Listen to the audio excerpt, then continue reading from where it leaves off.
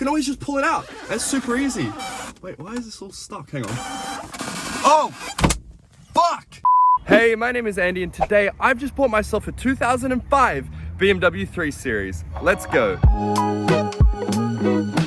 Now, right off the bat, I have sold both Fred and Henry, the CLK. Let's just take a moment to be sad. He really doesn't want to give it up. No, Fred, it's time.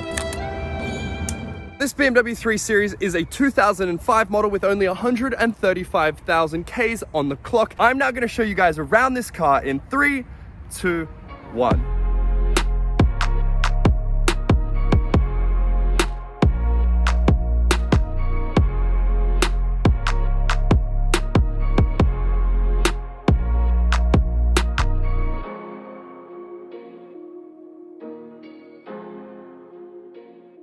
It is the famous one for having the N46 engine. That's right. Basically, the N46 engine in this was an absolute joke. It was plagued with reliability issues. It leaked a lot. It just was a really crap engine overall.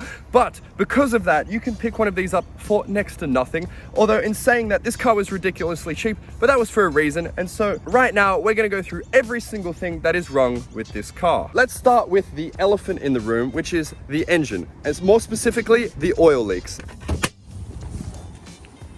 It is caked in oil, and every time I park it somewhere, there is a new oil patch left behind. The engine is truly rubbish, but these are all things we are going to attend to. You might be thinking at this point, Andy, why would you sell a really nice Mercedes and a classic Jag to buy this piece of crap BMW? Well, the answer is simple. These cars, when they're fixed up, actually fetch a decent bit of money, and so this car is what we call a flipper. Over the next few days, we'll be fixing it up so that I can sell it to someone with a clean bill of health. Step inside the car, which, by the way, the interior is pretty immaculate. You have a little bit of plastic coming off here and a couple little marks here. This cup holder here comes out, drops down, kind of works, but then when you go to push it in, that's all it does. It doesn't go in further than that. Under here, we have that yellow check engine light. So while the parking light goes away and the seatbelt light goes away, that yellow check engine light, that doesn't go away. There is a real problem with this car, and that is the rear main seal, sump gasket, rocker cover gasket. All of that is leaking, all of it. There's just oil coming out everywhere. There's no wonder why the check engine light's on. It drives well, although the left front shock leaks and the brakes squeal. Another item that needed attention, tires. Now, I've just put a fresh set of 4 tires on, which cost me about $780, including a wheel alignment. All 4 of these tires were completely bald when I bought the car. Honestly and truly, I love these Euro cars because they are so loaded with features that you just don't get on Japanese cars. For example, this is a BMW 320. It is the base model, the entry-level model, and the entry level comes with things like cruise control, dual zone climate control, a pollen particulate filter, which detects whether the pollutants outside are too much and then flips the airflow over to the inside, rain sensing wipers, automatic headlights, fog lights front and rear is standard. You also get really nice interiors with upscaled materials like aluminium,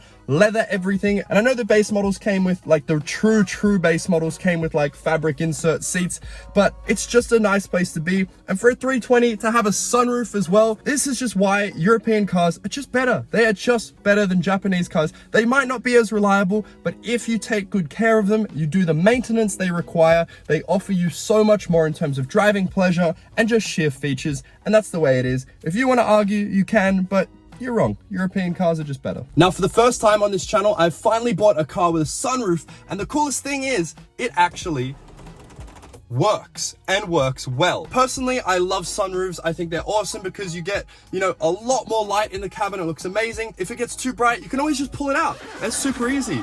Wait, why is this all stuck? Hang on. Oh, fuck. Oh my God, I've been fucking hell. That's made a fucking mess everywhere. My God. Well, I guess that is, that's something else I've now got to fix up on this car. So never mind the massive oil leaks. I now have a fucking destroyed headliner. Now let's go take this BMW out for a drive so that I can show you guys what it drives like. As far as this goes, I've just ripped the headliner off and I've dumped it there. And in a future video, we're now gonna repair that because I just watched a video on YouTube on how to fix it. It's actually not too difficult every time. We'll just ignore that.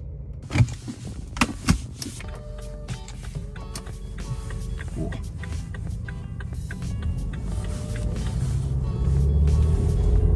One thing that I truly miss about old cars in general, but specifically these BMWs, is their hydraulic steering. They have these really chunky wheels and just a really heavy weighted feeling to them, which some people actually don't like and they prefer the new electronic steering. But personally, the way that this heavy hydraulic wheel is weighted is just so beautiful. It gives the car real character and feeling when you're in the corners. And even though this is a little 2-liter engine, it is a really beautiful car to drive. It just cruises along. I'm not gonna floor it. It is not a performance car, but I just thought I'd show you the overall driving experience. I think I can hear the wheel bearings rub, and when I step on the brakes, they squeal. So there is definitely a lot of work that needs to be done on this car, but for what I paid, I'm certainly not complaining. Since buying this car a few days ago, I've probably put close to 600 kilometers on it. I drove it all the way to the Blue Mountains, not a drama in the world. It just cruises really, really nicely on the motorway. It's just a beautiful car to go around in. Anyway, I hope you guys enjoyed today's video. If you did, be sure to smash that like button and subscribe. And in the next episode, we're going to be fixing the headliner as well as a few other things on this car. So make sure you tune in for that. And I'll see you guys in the next video.